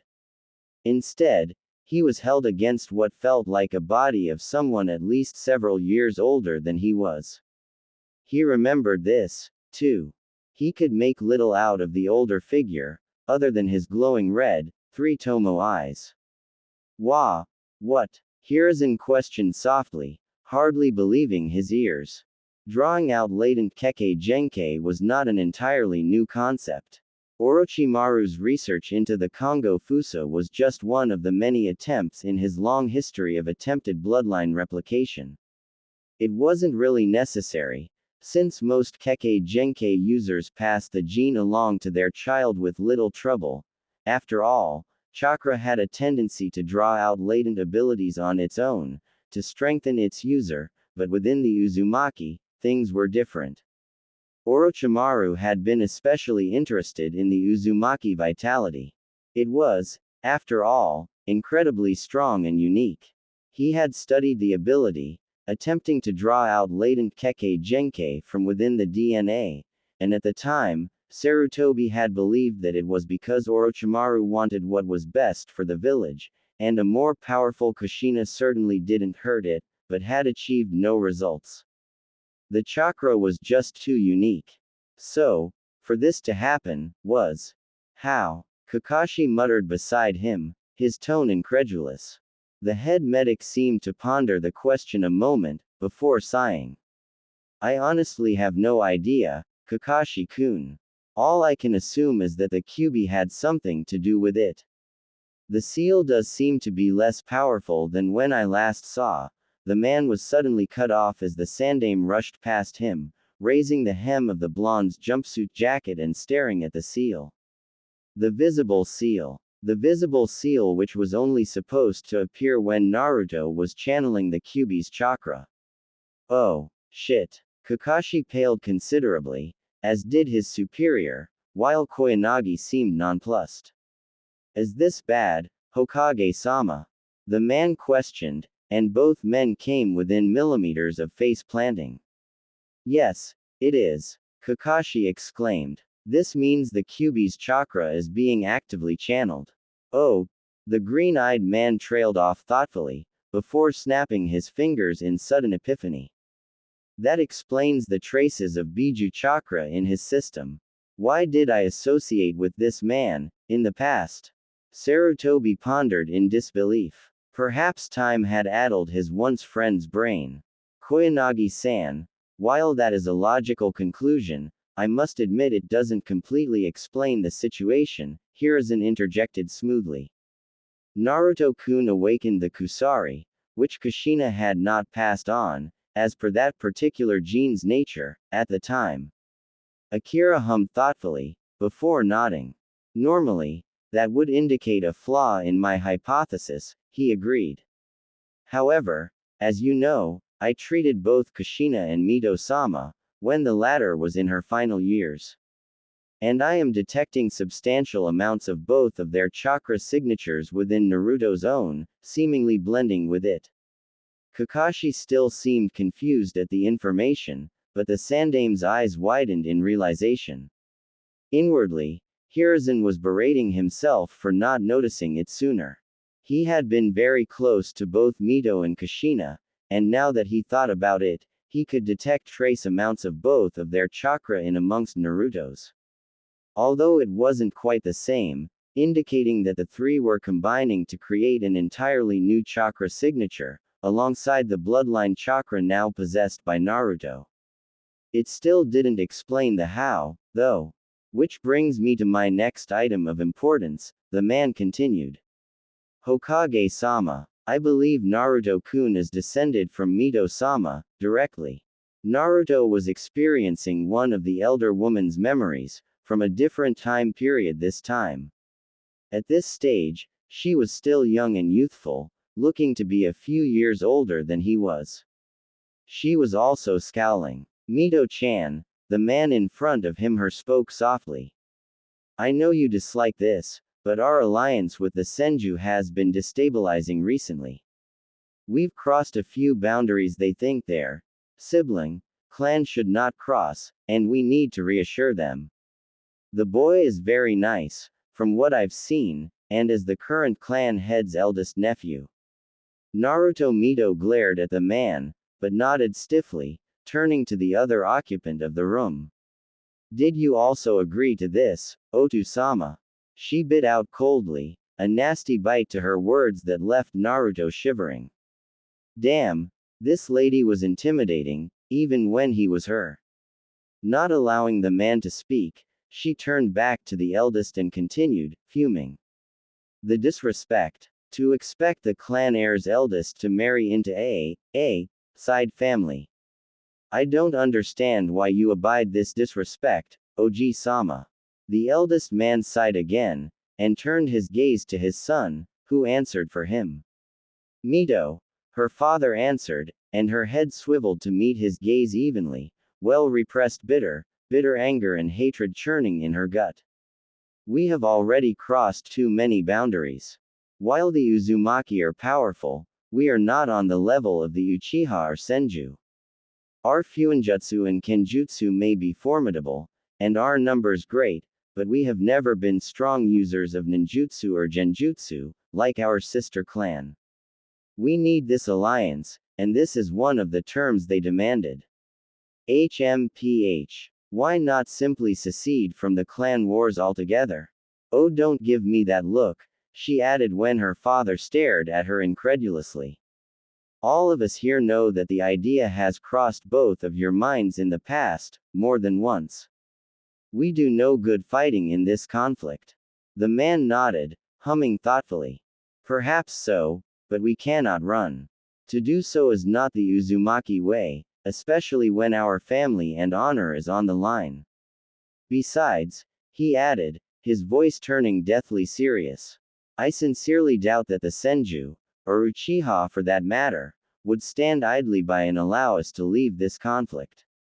The Senju need the allies, and we have too many Uchiha over the centuries for them to simply allow bygones to be bygones. I'm afraid your father is correct, Mito, her grandfather commented. And as your clan head, I am making this an order. Sadly, it is a necessity to protect the future of the clan, even if I wish it did not come at such a cost. The elderly man's genuine sadness spoke volumes, and Mito found herself calming down. She had never been able to hold anger at her grandfather for long. He was far too kind, and she owed it to him to believe him when he said that there were no other options. Now come, he exclaimed, grinning. We shall speak no more of this. I must depart for the alliance meeting at Amaterasu no Tani, Valley of Amaterasu, on the morrow. Let us relax this evening. The Sandame's eyes widened comically, his composure slipping in a rare moment of absolute befuddlement. Beside him, Kakashi had renewed his choking, gasping for air that just wouldn't come. And judging by the glint in the man's eyes, Akira was loving the reaction he got. Bastard. How? The shinobi no kami trailed off in shock, finally regaining control over his mouth after much struggle. Why would you say that, Koyanagi-san? He struggled to maintain a level tone to his voice, withholding his own amazement at what may very well be the confirmation of his own, long-held beliefs. He had been friends with Uzumaki Atsushi, as had his sister, to the point where she had even named her son after him, in honor of the man after his death, and both had long held the suspicion that he was descended from the Shodai's wife. The timing was suspicious. After all, it was not well known that Hashirama-sama and Mito-sama's marriage had been loveless for many years, a political marriage to strengthen the weakening ties between the Uzumaki and Senju. The old gossips from around the Senju clan compound had long suggested she had been having an out-of-clan affair, since she had vanished from the clan's public eye, for an exact year before returning, the precise year that Atsushi was born in, although few ever made that last connection. Adding in that Kushina had gained the Kusari, which could only indicate a direct descent from Uzumaki Hoshihiro, Mito's grandfather, and it became clear that something, somewhere along the line, had been covered up. Indeed, the Iryo Nin exclaimed, seemingly oblivious to the inner thoughts of his cage. The integration of her chakra would not be working so well if they weren't related, even on the limited level of two shinobi of the same clan. His body is not rejecting her chakra at all, meaning that it likely recognizes it as a progenitor, of sorts. Simply fascinating. The man trailed off again, staring at Naruto in a manner that gave both shinobi the creeps. And the Sharingan, Kakashi interjected suddenly, abruptly, and the Sandame winced. This wouldn't be a fun conversation. Kakashi-kun, Hiruzen began, grabbing the man's undivided attention. You are aware of Minato-kun's birth parents, and their deaths when he was but a child. It was a sad tale, truly. Kazu, a woman with purple hair and cerulean blue eyes, and Satoru, a man with spiky blonde hair and brown eyes, coming together and bearing a child. They had both come from tragic pasts, losing their parents at young ages, only to find each other. The whole affair was truly a tragedy, especially when Kazu and Satoru, alongside the attending hospital staff, had been murdered by a member of the military police, whom Minato's parents had prevented from attacking their newborn son at the cost of their lives. Sarutobi had ensured that any knowledge of who Minato's parents were had been kept from the public, out of concern that the man Whoed them had done so under duress. Receiving a nod in return, the professor continued. What you did not know is the circumstances behind that. You see, Kazu and Satoru, Minato-kun's parents, were of the Uchiha and Senju clans, respectively. Kakashi stared at the Shinobi no Kami, dumbfounded. Even though Konoha was founded by the two clans, they had never interbred, as inter-clan relations had never improved to such an extent. Why, Hokage-sama, I thought the Uchiha and Senju. Hiruzen nodded sadly, smiling wistfully at the memory of the two. Love, he answered simply, and it was enough to explain it all. Satoru and Kazu met as children, both taken in by a mutual family friend, Uchiha Kagami. They bonded quickly over the mutual loss of their parents at a young age, and their bond grew over time. Uchiha Kagami was, of course, Sasuke-kun's grandfather, and Obito-kun's great-uncle, he added at the end, and Kakashi remembered taking AD rank as a genin, tending to the Uchiha man's garden. He was unfathomably kind, unlike many Uchiha, and had been assigned directly under the Nadaime in the First Shinobi World War. He also remembered now, belatedly, that Obito had introduced him as his super awesome Uji-chan. Kakashi found himself feeling rather glad that the kind man had died prior to the violent massacre of his clan, by his own grandson no less. So, Kazu and Satoru died because they had a half Senju, half Uchiha child? Kakashi questioned, and the Sandaime nodded once more. Indeed, the man agreed, and sighed sadly at the memory. It was obvious that the murderers, members of the Konoha police force, were under orders, even if we couldn't prove it.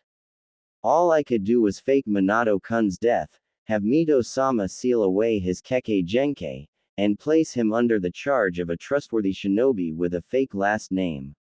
Otherwise, he may have been targeted again, and I would not allow another to die the same cruel, pointless death that those two suffered, the Sandaime finished, inwardly acknowledging just how bad inter-clan relations got after that. That was truly the beginning of the conflict between the Uchiha and the village. Much hope had been placed on Minato-kun, to be the final bridge between the two clans. After all, regardless of what some people said, the division between clans remained even today, if not to the same extent as it once did. I would assume that Kazu is where Naruto gained his Uchiha DNA from. Actually, Hokage-sama, that is another thing, Koyanagi added in cheerfully, and the legendary shinobi just knew that whatever was about to be said would complicate things even further. He was proven correct with the doctor's next words. From what I have observed so far, there is too much Uchiha DNA present for Naruto to be receiving it from just Kazu and her parents. Now, since most of Naruto-kun's ancestry is known, I believe it is likely that Mito-sama's mystery lover was an Uchiha. Sarutobi gave up on smoking his pipe today. It seemed to have picked up an unhealthy attraction to the back of his throat. Sadly for Kakashi, he was merely choking on air, and it was unlikely that he could give that up for a day. Truly. How? Why? Kakashi questioned, because he knew the story of Uzumaki Mito, or Senju Mito as most knew her. The two legendary lovers, a powerful shinobi and kunoichi, both incredibly strong in their own right. But together, rumored to be unbeatable, their love was just as legendary as the two themselves, said by some to be one of those rare bonds that would never expire. And to think that she would have a fling with a shinobi from a clan composed of her lover's greatest enemies, it seemed too ridiculous to be true. I can't answer that, Akira responded, seemingly put out by having to make the admission. He continued on regardless, though. All I can speculate is that the relationship was brief, and during the time when Hashirama-sama and Mito-sama's relationship was merely an arranged marriage, and nothing more. Kakashi raised an eyebrow, unfamiliar with that fact, while Sarutobi nodded slowly. Thank you, Koyanagi-san. Is there anything else? And he really hoped there wasn't anything else, because he needed a break, badly. He was rewarded by a shake of the man's head. Not at the moment, Hokage-sama. Although, I will be honest. I am unsure of how to treat Naruto-kun. This is an unprecedented case. It may take him quite some time to wake up, if he ever does. 2 days later, walking through one of the desert cities on the border of Kase no Kuni, an exceedingly tall figure allowed his eyes to pass over the fine specimens that the community had to offer. The female form was such a beautiful thing, and he needed to gain inspiration for his next masterpiece. It was a shame he needed to speak to a contact here, since there were rarely onsens in Kase no Kuni, meaning he would have to wait to reaffirm his claim to the illustrious title of super pervert. Suddenly, a small monkey passed through his field of vision, and the toad sage grimaced. Glaring at the offending creature, Jiraiya considered ignoring it, but thought better of it. His sensei rarely felt the need to contact his only loyal student unless the situation was truly important. Taking the message and ignoring the creature's feeble attempts to drag him by his trousers leg back in the direction of Konoha, he read the hastily scrawled text. Suddenly, his eyes widened, and he turned and bolted for the village of his birth, barely remembering to create a cage bunshin to remain behind and speak to his contact before dispersing.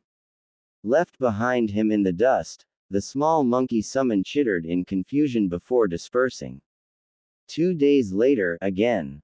Jiraiya. Naruto has returned from a C rank turned A rank mission. The seal has weakened, significantly, and he has fallen into a coma. More has happened, but nothing I feel comfortable relaying in a message such as this.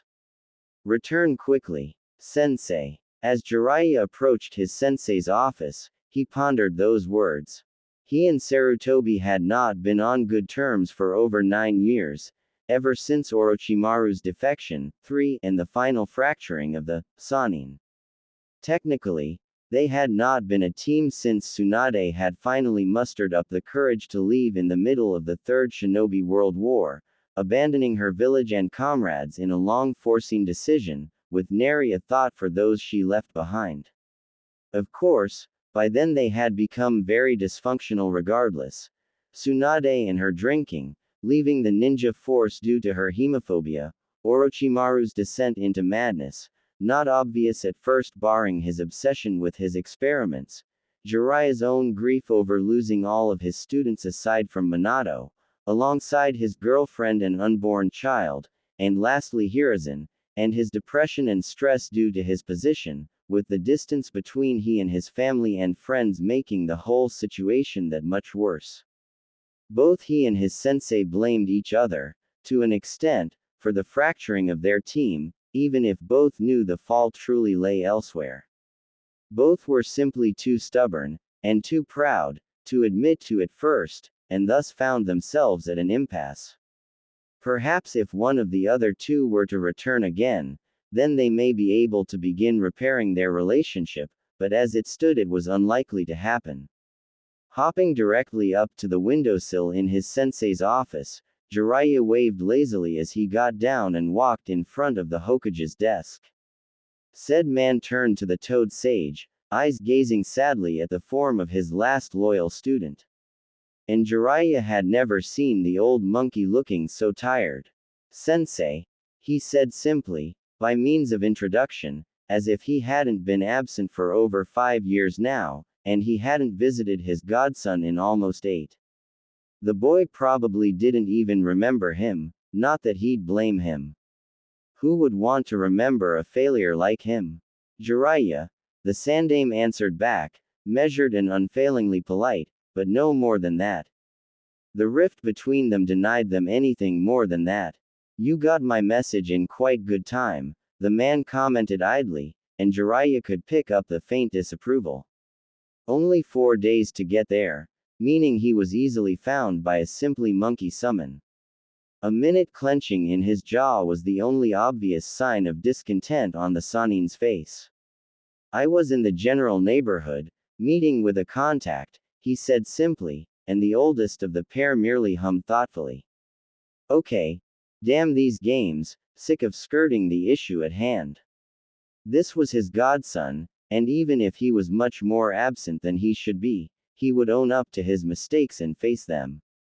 For Naruto. For Minato and Kushina. How bad is Naruto? He questioned intently, staring at the man with ill-disguised concern. Oh, Sarutobi remarked softly, light, mocking shock coloring his tone. Why Jiraiya-kun, I didn't know you cared. Jiraiya growled lowly, glaring at the old man with all the disdain he could muster, and Kami knew there was a lot of it, as he spoke through gritted teeth. That's a low blow, sensei, and you know it. The Hokage hummed again, before sighing. Perhaps it was, Jiraiya-kun, perhaps it was. Allow me to fill you in on events over the last few days. Once the Toad Sage had recomposed himself after the multiple shocks to his system, he turned his eyes to Konoha's hospital. Without so much as a nod in farewell, the man was gone from his sensei's office. If the man had something more to speak to him about, he could tell him later. Running through the streets, not even batting an eyelid at the sign for the closest onsen, the Yondaime's sensei rushed towards the Konoha hospital. He had only visited his godson fleetingly since his final student's death, a result of his deep grief and self-blame, that Minato had died because of him, and the training he gave him, that the man who was his son in all but blood was now gone, only leaving small trinkets behind, and not enough time to leave memories in the child's life. He got reports, sometimes, if incidences occurred, like that insane Chunin who had attacked Naruto in a drunken stupor when the boy was 6. The man had screamed and begged at his public execution, at the testimony to the severity of attacking Uzumaki Naruto, but Jiraiya had not regretted his actions as the man's personal executor. Not as the man begged. Not as he cried. Not as he screamed obscenities or feeble defenses. The only thing Jiraiya had regretted was his foolishness in not making sure that Naruto was far, far away from the execution. Far away from the gruesome sight. But regardless, the last loyal Sannin had raised his eyes from the man's corpse, to the gathered crowd, to the surrounding buildings, and horrified realization had passed through him as he gazed into his godson's amazing, blue eyes. And he had never even had the guts to go and comfort the child, because seeing those eyes reminded him of another pair of eyes, 2 similar eyes, which had also borne witness to death for the first time. And he was too weak to do anything about it a second time.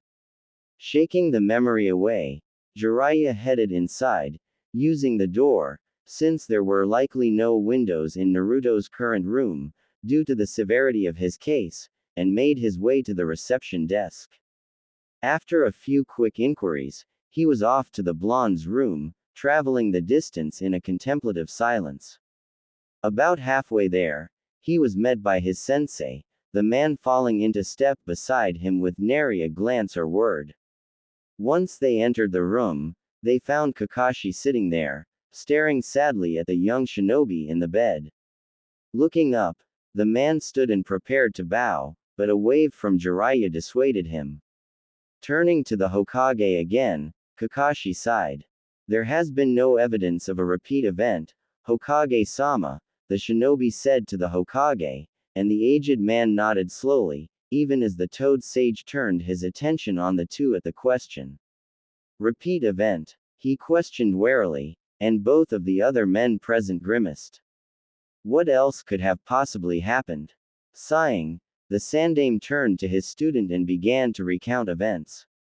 Well, flashback. 2 days earlier, Kakashi sat at his student's bedside, gazing at the young shinobi forlornly. He had failed another teammate, and now a comrade, a child, was suffering because of it. His sensei's child, which made it all the worse. Kakashi had never felt so much like the failure he was as he did then. He'd spoken to Sasuke and Sakura, explaining vaguely the nature of the abilities the blonde had awoken and the importance of keeping them secret. Both had readily agreed, although Sasuke was still harassing both Kakashi and the Sandame about Naruto's parentage. All they had told the boy was that there was Uchiha DNA within 3 generations of the boy's ancestry, and that they would tell him when they could pinpoint it precisely. While still intensely interested, and slightly desperate for information, the Uchiha had been appeased for the time being. Suddenly, Naruto's eyes popped open, and Kakashi jumped back in shock. The blonde blinked in shock, looking around the room before zeroing in on Kakashi. Tsukumo-kun, the blonde asked, and the copy nin felt his blood run cold. What am I doing, the seal? He suddenly exclaimed, pulling his hospital robes up from beneath the sheets with overestimated movements. As his student did this, Kakashi sent 2 Kage Bunshin to alert Koyanagi-san and the Hokage. Suddenly, the blonde stilled. What? How? Why? What the hell is going on? The blonde screeched, staring at his body in incredulity. Turning his attention to Kakashi, he pointed accusingly at the Yondaime's last student before frowning. Hitaki-kun, you don't look well, he commented suddenly, and a fresh wave of confusion flooded through Kakashi's mind. How did I end up in this boy's body? Kakashi didn't think his blood could get any colder. KYQB, he asked in shock, his voice soft in the otherwise dead silent room. The blonde snorted. No, wait, how do you know about that? That's classified information, and, the blonde trailed off thoughtfully, staring at Kakashi strangely. You're not Tsukumo-kun. You look similar, but different. How? He demanded, and Kakashi couldn't help but obey. Hitaki Tsukumo was my father, he responded, drawing up a barrier of the cold darkness where his emotions should be, to protect him from the bitter sting those words brought up. But how would you know that, Naruto? He commented idly, only the intensity in his single visible eye betraying his mask of indifference. Naru, too. The Yondaime's son questioned slowly, blinking owlishly.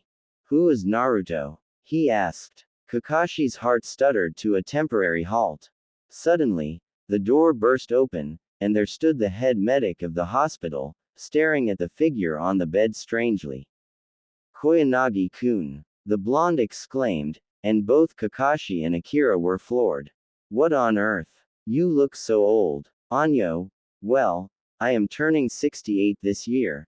Naruto-kun, the doctor trailed off, raising an eyebrow at the figure on the bed. The figure huffed, glaring at the man. I am not this Naruto person you keep calling me. Honestly, who names their kid after a ramen topping? Sounds like something Kushina-chan would do, the blonde trailed off thoughtfully. Suddenly, his eyes widened. How did? What, of all the things for that blasted fox to do? He exclaimed, rage coloring his face as his voice rose higher, direction-lessing intent spiking in the room. It should know better than to mess with an Uzumaki seal's mistress. Am I Mito-sama? The green-eyed man queried softly, disbelievingly, staring at the figure on the bed with apprehension. Said figure allowed a sigh of gratitude to escape, turning their gaze to the man and nodding once. Indeed. It appears that my consciousness has been placed into this boy's body by the Kyuubi, but I must ask how this child came to be Jinchuriki. The blonde asked softly, looking between the two men in confusion. Kakashi was in shock. Was his student gone, replaced entirely by the Shodai's wife? Had he unwillingly lost his body to the Kyuubi's machinations? How could this have even happened, unless... You're like Naruto, aren't you? He questioned softly, incredulously, because there was no way he could have possibly expected to discover something like this when he came to visit his student today. A Jinchuriki, he clarified, when the figure stared at him in confusion, and was rewarded with another nod of the head. Just then, the Hokage entered.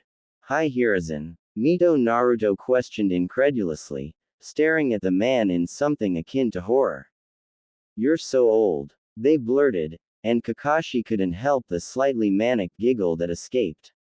Even as it did so, he brutally smothered its compatriots, barely dodging the proverbial jutsu as Sarutobi looked at him strangely, before turning his bewildered gaze on the blonde. I'm afraid that happens when you're my age, Naruto-kun. How are you feeling? We weren't expecting you to wake this soon. He trailed off at the strange look Mito Naruto continued to give him. Hokage-sama, Akira interjected, staring between his superior and his charge. Naruto-kun claims to be Mito-sama. Hiruzen was suddenly very glad he'd left his pipe in his office, today. Damned medics and their dramatics. Mito Naruto stared at the three shinobi thoughtfully, seeming to choose their words very carefully before turning their attention to the Sandaime. I trust, by your current attire, that you are still Hokage, Saru. Sarutobi nodded, inwardly glad the Uzumaki had chosen to use one of Mito-sama's less embarrassing endearments, and responded. I chose a successor, but he died when Kushina's seal failed during childbirth. You knew him, actually, Minato-kun. He sealed the Kyuubi within he and Kushina's son. Naruto, your great-grandson. Mito Naruto's face was ashen. So, the blonde whispered, repressed anguish coloring their tone. You know, then. Hard eyes, reflecting just a hint of betrayal, turned to the aged Hokage. Did Tsunade tell you? Hiruzen blinked in shock. Of course. That explained a lot. Tsunade had been absolutely devastated by the news of her grandmother's impending death, having not long lost her brother in one of the pre-war skirmishes. However, she had driven herself forward with a vengeance. She had taken it upon herself to raise and aid Mito's appointed successor, Uzumaki Kushina, and had stayed with her grandmother in the woman's final years. Kushina and Tsunade had bonded rather quickly, and Tsunade had become the young girl's rock, especially when word had come of Uzushio's fall in the opening battle of the Second Shinobi World War, mere months after Kushina's arrival in Konoha. And Tsunade had raged. She had been just as inconsolable in her grief as so many others. As Hiruzen and his sister, who lost a man who was practically a brother to them. As Orochimaru, who had formed bonds with the Ranmyaku clan of Uzushio, and even been granted permission to enter their ancestral home, the Ruchi Cave, and sign the snake summoning contract.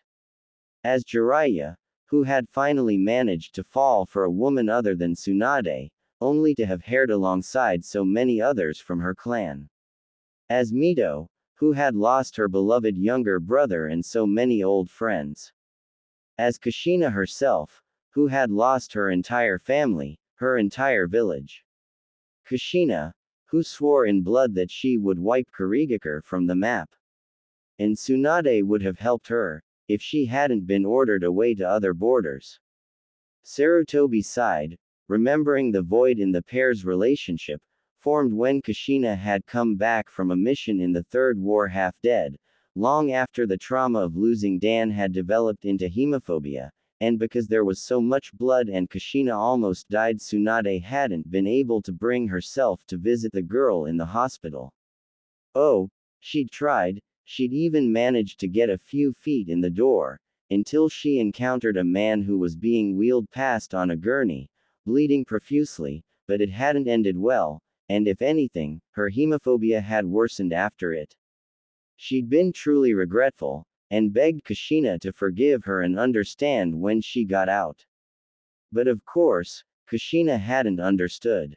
Not at all. Oh, she'd raged. And she'd screamed. She'd asked how the so-called best medic in Konoha, in the world, even, had been able to stand idly by and allow someone who was supposedly important to her to come so close to dying. And it had touched a nerve in Tsunade, who had acted. She'd punched Kushina through a wall. By the time the argument had been ended, forcibly, Kushina had ended up with multiple broken bones and Tsunade was hyperventilating as she tried to distance herself from her bleeding leg, which had been nicked by one of Kushina's Kongo Fusa. Kushina, beaten and bloodied and hurt, both psychically and emotionally, had angrily declared that she never wanted to speak to Tsunade again. And she hadn't, either. Once she was no longer catatonic, Tsunade had taken the recently adopted Shizune, gathered her belongings, and departed the village that night, never to return again. In spite of Kushina's best efforts, it would make sense for Tsunade and Kushina's past closeness to have been due to Tsunade knowing just how closely related she was to the young Uzushio survivor. No, Sarutobi responded truthfully, his eyes meeting Mito Naruto's and bespeaking his sincerity. I wasn't even aware that Tsunade Haim knew of this. We ourselves only discovered it due to the fact that your chakra and Naruto-kun's is merging far too easily for you to be anything but directly related. Mito Naruto sighed, smiling slightly in apology at the man. The Sandaime continued. Although, if you have any ideas as to how exactly this happened, that would be appreciated. Mito Naruto hummed thoughtfully, eyes closing in thought for a moment before opening. I had a theory about being Jinchuriki. That a small, residual presence of chakra would latch on, for lack of a better term, to the Biju zone, remaining even after extraction. I suppose that the Kyuubi had more awareness of what was going on outside the seal than I thought. Either that, or the residual chakra also contained echoes of the memories the Jinchuriki had prior to Biju extraction, including memories from before the Biju was sealed within the host in the first place. Actually, they hummed again, rubbing their chin in thought. I'd say it's the latter, since I possess my memories from before the sealing as well. I can also feel Kushina's chakra presence, although it's not as strong as mine. Almost as if it's also tied into the seal. Hiruzen frowned at her final comment, since that made absolutely no sense. Regardless, do you have any idea on how to stop this? It's causing extensive damage to Naruto-kun's mind. If anyone knew how to fix this, Mito would. Sadly, the blonde only shook their head. No, I'm afraid not, Mito Naruto responded, sighing sadly. However, I can give you a seal to apply, that will make the experience much easier on him. Not remove the memories, but rather allow for their slow integration into his psyche. He should, hopefully, awaken in a day if this is successful, and from there the damage will likely gradually recede as Naruto becomes acclimatized to his new memories. They winced, staring at the Sandaime in trepidation. Suru, some of my memories are not at all pleasant. And I can't imagine Kushina's life was easy, however much I hoped it would be. He will need support as he works through this. Instead of Hiruzen, Kakashi, who had been largely silent throughout the meeting, nodded. I assure you, Mito-sama, Naruto will have all the support he needs. I won't allow Minato-sensei and Kushina-sama's son to suffer needlessly. The conviction in the man's voice seemed to comfort Mito Naruto, and they nodded. Koyanagi, who had quickly left the room without them noticing to obtain a scroll and ink, returned and handed the two items to the Jinchuriki, who began creating the seal. As Mito Naruto receded into unconsciousness, Sarutobi began placing the seal. 4.